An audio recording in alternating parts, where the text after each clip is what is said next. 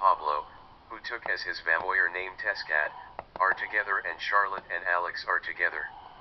Ava Garcia and Mia Langford kids are together as lifelong best friends.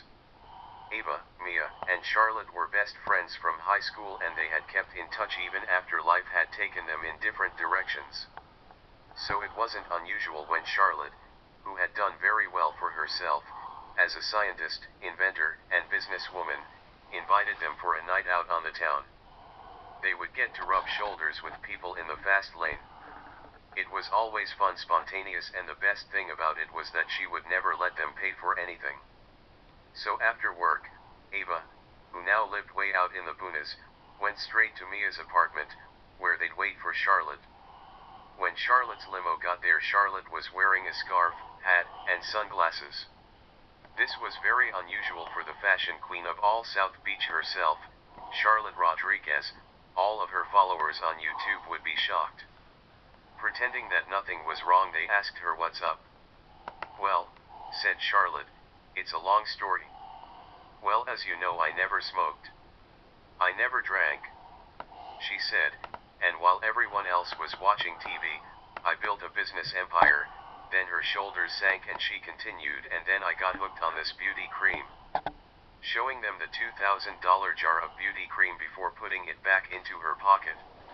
"What? How much?" they asked her, thinking to themselves, "Poor Charlotte. She's losing it." Then she continued, "Yes, the Red Rose Beauty Company have been selling me their beauty cream for personal use, not for resale. It works. I love it. And then I called the telephone number I found on a card in the books that the beauty cream came in, and I got an opportunity to distribute it for the Red Rose Beauty Company. I thought about it and then agreed. I like the product, so why not?" Neither Ava or Mia had heard of them. "Are they out of South Beach?" they asked. "Who knows," said Charlotte. "I never actually met the owners of the Rouge on Rouge Beauty Company. One day I got home from shopping and a jar of the Artesian Brothers beauty cream was in my bag, with a price tag of $2,000 on the box. So I called up the store and asked them if they sell that product. They said they did, but that they did not think that I would be able to afford it. So I pressed them, and they told me that it was $2,000 a jar, and that is why they thought that I wouldn't be able to afford it. I assured them that I could, and then I asked them if they were missing any jars of it, and they said no. So I thanked them and hung up.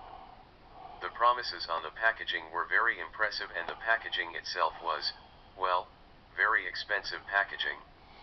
Still, I put it aside for a few days actually before trying it, and from that moment I was hooked. I loved the stuff. So I dialed the number that was on the card for the Rouge on Rouge Beauty Company that I found inside the box, and left a message. I wanted to become a distributor. That was the only way I was ever going to be able to afford this stuff, and I needed more of it than was in this tiny little jar. And when the CEO of the Rouge on Rouge Beauty Company, Miss Gonzalez, who was to become my contact at for the Rouge on Rouge Beauty Company Facial Cream Company, returned my call, we hit it off. She was full of compliments and said that she liked my commitment and professionalism. And then Miss Gonzalez asked me over the phone to become the exclusive distributor of their facial cream in South Beach. I jumped at the chance. I mean, who wouldn't? It was a great product. She provided me with a list of potential clients and told me that any potential clients outside of this list that I wished to add had to get pre-approval from her. I thought that request was strange, but I agreed. So the next day a delivery person dropped off my supply and told me that I could expect a new sub.